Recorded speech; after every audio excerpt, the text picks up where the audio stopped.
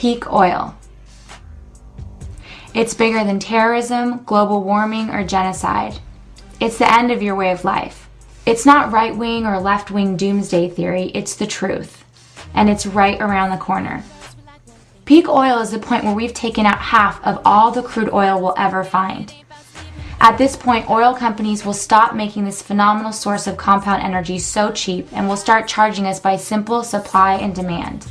As our economy grows into a consumer-based system, as Asia's booming population begins to demand the same lifestyles as Americans enjoy, and as global war starts to destabilize the oil distribution system, the demand is soaring. The world supply will drop and prices will skyrocket. When? The optimists say around 2030. But more and more think that we're peaking right now, or we already did in 2005. But that's not the point. The undeniable point is that we are running out of oil very quickly.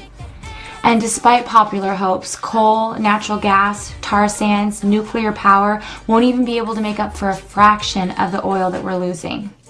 What's the big deal? You'll just drive less, right? The problem is oil isn't just about driving. Oil affects almost every aspect of our lives. Think about it. 90% of our transportation fuel is oil. And since most of our clothing, furniture, and resources come from overseas, that means oil-fueled ships may not be bringing them. And what about food? Our abundant supply of food comes from an average of 1,500 miles away, which means if you don't live by a farm, no food for you. There won't be much food anyway, since oil is used to make fertilizers and pesticides spread by gas-fueled tractors. If the current farming system stopped using petroleum, soon up to 2/3 of the world's population may not make it. 4 billion people may not survive. So what can you do to prevent peak oil? Nothing. Seriously, nothing. It's too late for cheery myths about how technology of wind, hybrids, biofuels, hydroelectric dams, solar energy, or hydrogen will save us and let our society continue as is. We had our chance to invest in those technologies years ago, and we blew it. All you can do is slow down collapse to try and give all of us enough time to figure out how to best release ourselves from the age of oil to a simpler, more intimate way of life. If you've never heard of this issue, you're either in shock or you've already moved on to denial. Maybe you're angry, dismissive, or desperate to collect reliable evidence to discredit the idea that our way of life is in jeopardy.